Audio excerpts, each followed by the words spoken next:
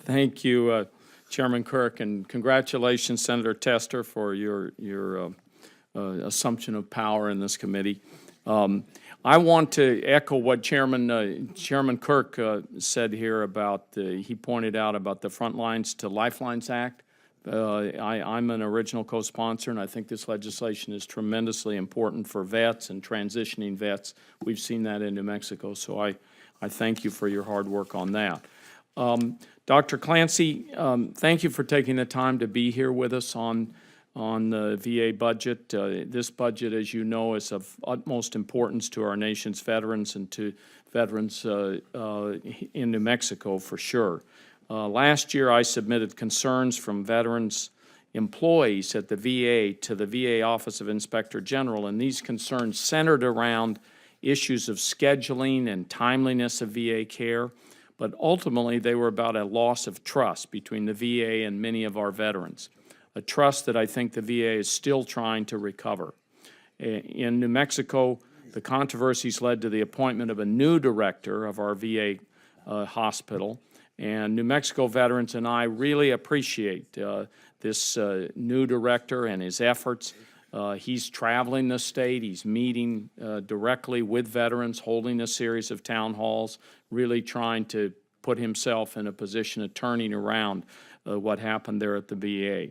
And most veterans I've spoken believe that the care they receive at the VA is second to none if they can get in the door and get the care.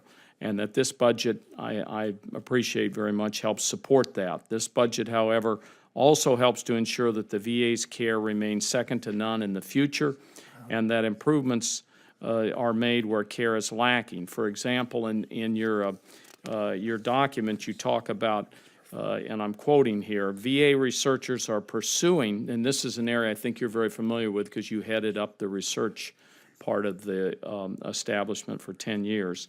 VA researchers are pursuing a way to address Iraq and Afghanistan veterans' most pressing mental and physical health issues, and they include PTSD, traumatic brain injury, traumatic limb loss, sensory dysfunction and loss, pain, and polytrauma. And the work the VA researchers do in these areas also benefits veterans of all ages, just as like you were pointing out with the Hep C research. And we really appreciate your efforts in that area. My question focuses on open-air burn pits and veterans coming in contact with burn pits and then getting serious illnesses, respiratory illnesses, and others. And it seems to me in looking at all these lists and looking at the VA research justification, in the justification, the VA mentions mental health, homelessness, pain management, TBI, and a number of other areas except exposure to open-air burn pits. In fact, the only mention of the open-air burn pits that I could find in the justification was that the registry has been created.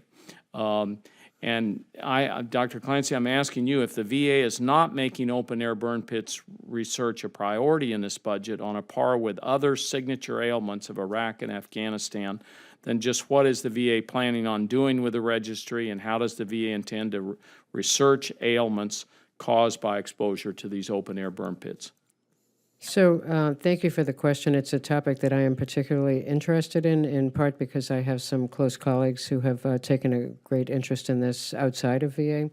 There's been a little bit of research done in the VA, some of it coming out of Northport, New York, but we have a lot more to learn. So I'm personally quite thrilled by the brisk, enthusiastic response to opening this registry. It took us a little bit longer to get launched than we'd hoped, but I want to say we have tens of thousands of people enrolled right now.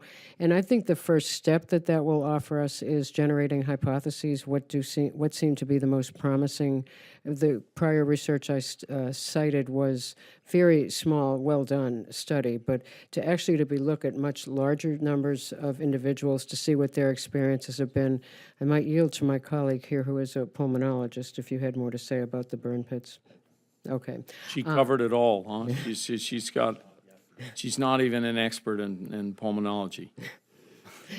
So I think that will be a first step, and I think that we're likely to learn a lot that we didn't know about this. And some of that, I think, is going to come from figuring out what was the exposure really.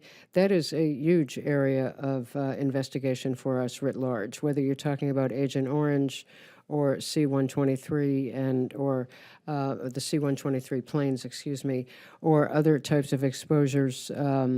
We just got a report today from the Institute of Medicine on getting some clarifying guidance for people who were exposed to toxins at Camp Lejeune. I think we're going to see more and more of this in the future, and I think the airborne issues will be a big part of that. Great. Thank you, Dr. Clancy, for your work there. And do you think you need additional authorities to work with both public and private research institutions to share information in the registry and allow that research to take place between veterans research and out in the private sector, universities and places like that? I don't think we do right now, but if I should perceive any barriers, I will be on your doorstep to let you know. Thank you very much.